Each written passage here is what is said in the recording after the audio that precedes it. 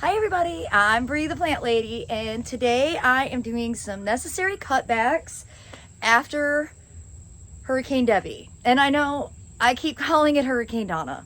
I don't mean to. But we've got about 7 inches of rain. Really, it was like like an all week, kind of gross, humid, gray, wet week. Sort of the opposite of the weather that I prefer. And as a result of all that rain, a lot of plants got too heavy.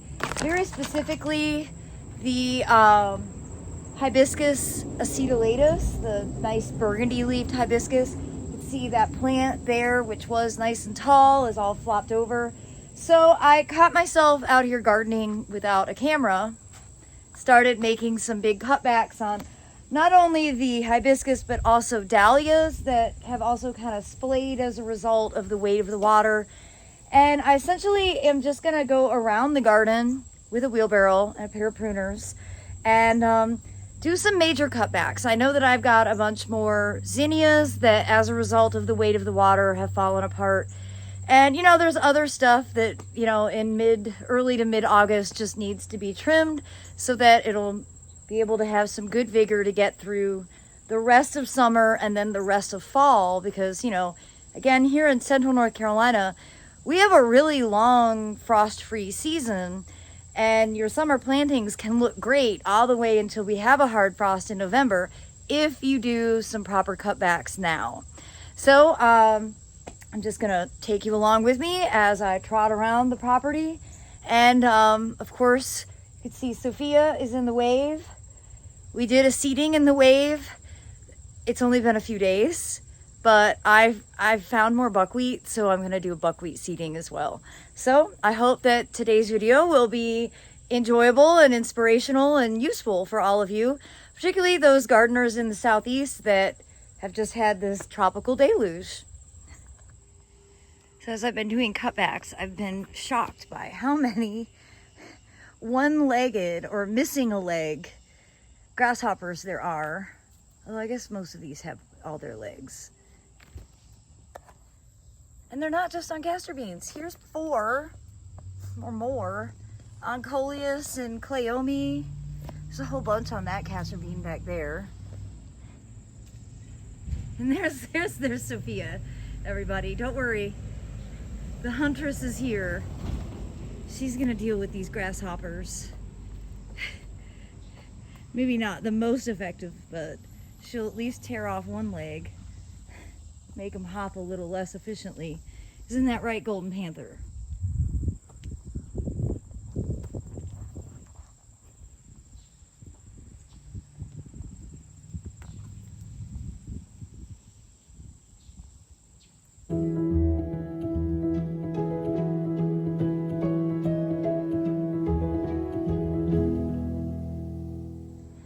Well, I did a much bigger cutback than I originally anticipated, but I went ahead and did a big preemptive cutback on this coleus, and I think that's going to be a really good idea just because it's getting quite large. If we have another hurricane, the size that it is, it could topple and lodge.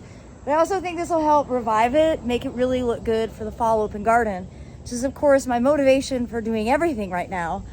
I just stepped in a fire ant mound. Also, one of the bad things about having the ground water back up to its normal place is that the fire ants are absolutely everywhere, and I'm doing a bad job paying attention.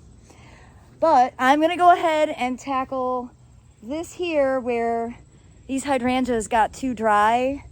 Just so funny to say now that we're like super saturated, but they did. They look ugly.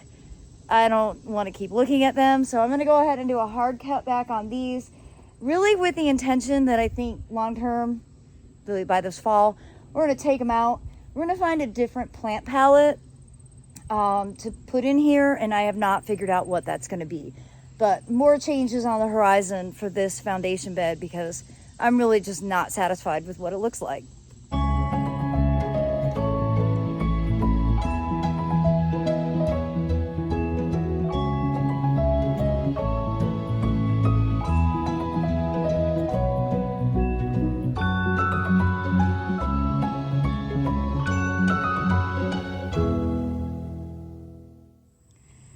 Well, as you can see, I decided to take on the invasive grass, both centipede and common Bermuda. It's invading this bed. I've done a pretty good job, but I've decided I'm gonna go ahead and bite the bullet and take on that edge, which is a mix of invasive turf grass and Itea. The Itea got planted way back there in the back far corner, and it is literally spread all the way along the pathway. And though I really like Itea for its fall color, I don't like it enough to have it growing like this. So I'm gonna sweat it out and deal with it.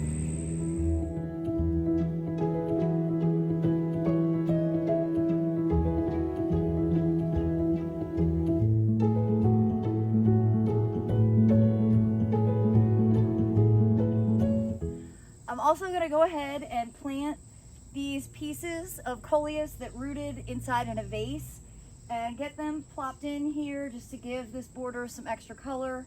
I definitely need to root more, that way I can do a better job filling it up. But then I was like, wait, I have buckwheat, and so I'm also just going to just precisely do that, scatter buckwheat in all this open space. And the great thing is this will have germinated and already started to flower in time for the fall open garden on Saturday, September 21st. So this is the easiest solution to fill in gaps temporarily for a really quick show. I can't say enough about buckwheat, and I will have buckwheat available for sale during that seed sale.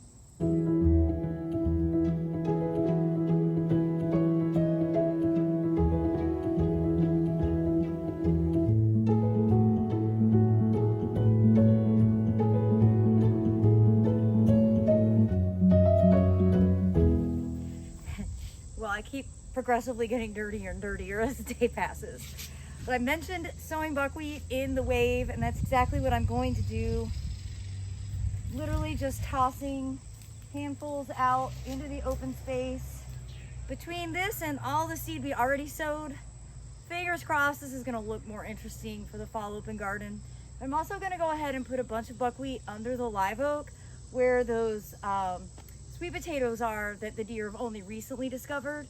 And it'll be interesting to see how the buckwheat does compared to the brighter exposure into the really darkness.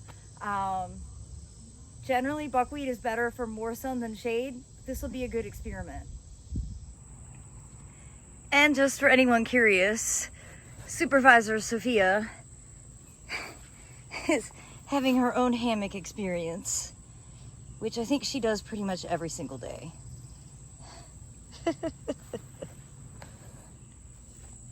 Well, everybody, I hope this video showing some post-hurricane cleanup will be inspiration for you.